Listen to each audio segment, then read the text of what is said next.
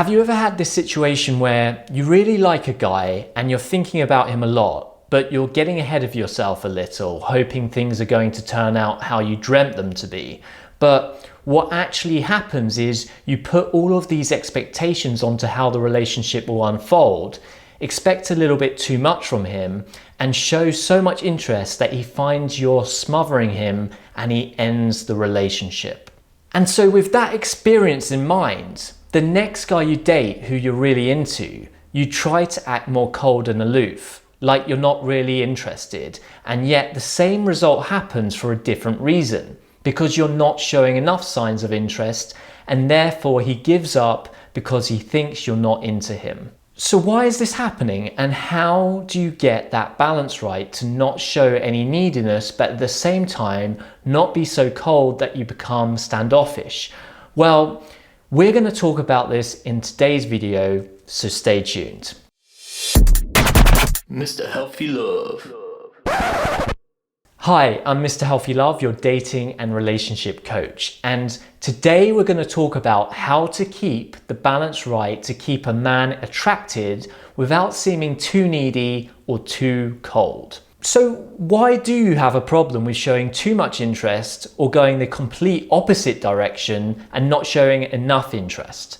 The bottom line is that on one side, you're off your emotional center and you're going with your feelings, and this is coming across as too needy because you let these feelings get ahead of where the relationship really is, and you fear that you're not enough or he doesn't want to be with you. And on the other side, you fear that showing your true feelings too soon will cause rejection, and you therefore overcompensate this by pulling away and acting disinterested. But these are two extremities. There is a more balanced middle ground where you can show how you feel without coming across as too needy, and also show a level of interest without having a dependence on how that other person is going to react or whether they will reciprocate those feelings. So let's delve deeper into those two extremities. Coming from a place of need. And this is something to remember. If the word need ever comes to your mind, then quite simply you know that you're in a state of neediness and are overly keen. Because once you say to yourself that I need this person in my life, what you're really saying is that you're coming from a place of lack, of scarcity. If you're asking yourself, what would I do if that person wasn't in my life? And it creates a sense of panic, then this is only going to give off a negative energy, one of anxiety, and this will be displayed in how you show up and behave. A sense of despair and desperation is only going to make him feel that you don't believe that you're worthy to be with him. Ultimately, the emotion that is displayed with coming from a place of need is, I have to have this thing or person in my life because without it, I may not be able to survive. So it's coming from a place of lack and of fear. And ultimately, it's an innate fear for survival. Now, whether that's actually true or not, it doesn't really matter. But that fear can be very powerful in how your mind and even your physical body reacts to a situation. And when you come from a place of fear, in that moment, your reactions may seem justified because you don't want to lose that thing or person from your life. So even if your mind might have said your behavior is irrational without the emotion of fear being triggered, the emotion overrides any logic or reasoning. But the other person who is coming from a place of logic and reasoning will interpret this as a weakness and neediness on your part. And that's why they will start to pull away, because this lack of confidence and centeredness will turn them off. So if you hear yourself saying, I need him, or I need this to work out, then you are coming from a place of lack. And guess what? When the universe picks up on this energy that you're giving off, it's going to give back to you even more lack. So it's really important to have this awareness and to take a step back and ask yourself, if my friend were behaving like this and asking me if this is a rational response, what would I say to them? And if you do feel that you're coming from a place of neediness, then the likelihood is your focus is way too concentrated on him. So by shifting your focus onto other things, such as your goals in your life, you can try to regain some form of composure and emotional centeredness. Now, looking at the other side, showing hardly any feelings or not showing that you want to be with someone you really like is coming from a place of inauthenticity because you don't want to look needy.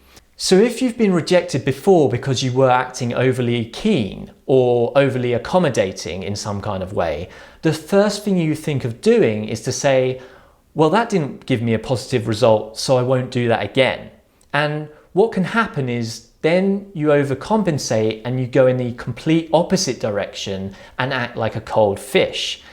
These are two extremities, too needy or too cold and standoffish. And this isn't any different, by the way, because it's still coming from a place of fear. The fear this time, though, is if I show how much I really like him, he will reject me. Therefore, I will hide how I feel. Where you really want to be is somewhere in the middle, where you can show some of your vulnerabilities and feelings, but also be able to stay centered and not lose emotional control. A need to feel validated by another person through their reassurance that they like you, or that they still find you attractive and that they want to spend time with you is an area that you can be working on in order to be able to stay in that middle ground where you remain centered and grounded.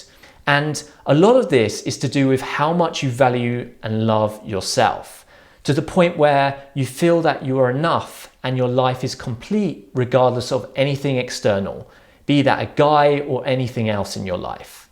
At the same time, being able to communicate your desire to be with him and having that level of vulnerability to show your feelings also creates an authenticity.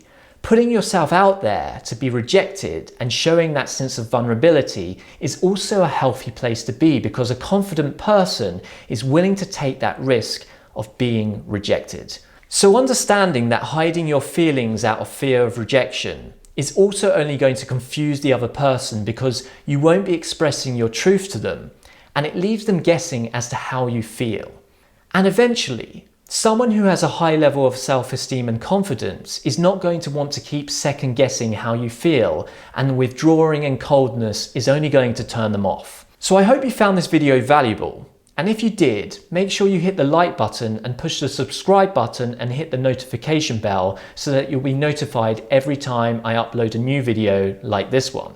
And if you'd like a question answered, don't forget to join the dating forum on my website at mrhealthylove.com, where you can discuss topics within the community, and if your question is picked, it will be answered on a future YouTube video. And if you're a guy watching this, you can get on the Men's Dating Advice channel by clicking in the description below or up here. And if you want any one-to-one coaching, I do email coaching and telephone coaching on my website at mrhealthylove.com. Thank you for watching, and until next time.